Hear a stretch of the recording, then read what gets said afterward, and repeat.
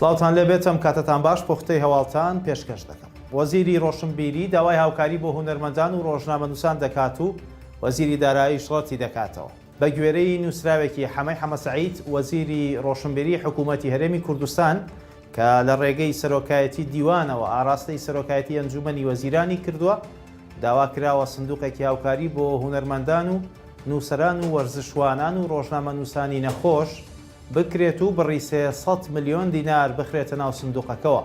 لە نووسراوەکەدا وەزارەتی ڕۆشنبیری ئاماژەی بۆ ئەوە کردووە ئەم سندوقە بۆ مەبەستی چارەسەری نەخۆشی دروست دەکرێت بە گوێرەی راپۆرتی پزیشکی و دواتر بە ڕەزامەندی ئێمە خەرج دەکرێت.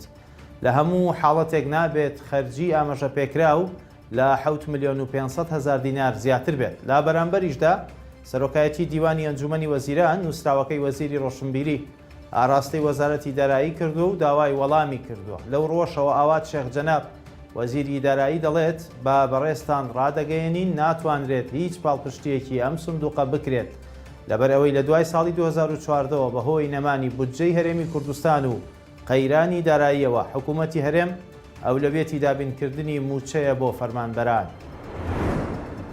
کۆمسیۆنی هەڵبژاردنەکانی عێراق خشتەی کاری هەڵبژاردننی پەرلەمانی کوردستانی پەسەند کرد. ئەنجومەنی کۆمسیارانی کۆمسیۆنی هەڵبژاردنەکانی عێراق یەکەم کۆبوونەوەی لەبارەی هەڵبژاردنەکانی پەرلەمانی کوردستان ئەنجامدا و لە کۆبوونەوەکەدا خشتەی کاری هەڵبژاردننی پەرلەمانی کوردستان پەسەند کرا. بەپێی ئەو خشتەی کارەی کۆمسیۆن پەسەندی کردووە دەستپێکی تۆمارکردنی ناوی کاندید و قەوارە و هاوپەیمانیەکانی هەڵبژاردن لە سەرەتای مانگی کانونی دووەم دەبێت. هەر بەپێی خشتەی کارەکە ماوەی 40 ڕۆژ دیاری کراوە بۆ بانگەشەی هەڵبژاردن. ئەوەش لە کاتێکدایە بەهۆی بڕیاری نایاسایی بوونی درێژکردنەوەی تەمەنی پەرلەمانی کوردستان تاوەکو ئێستا نازانرێت کۆمسیۆن بە یاسای پێشوو هەڵبژاردن ئەنجام دەدات یاخودنا. جارێکی تر لە ڕێگەی چەند درۆنێکەوە هێرش کرایەوە سەر بنکەکانی ئەمریکا لە هەولێر و تا ئێستاش زیانەکانی نەزانراون.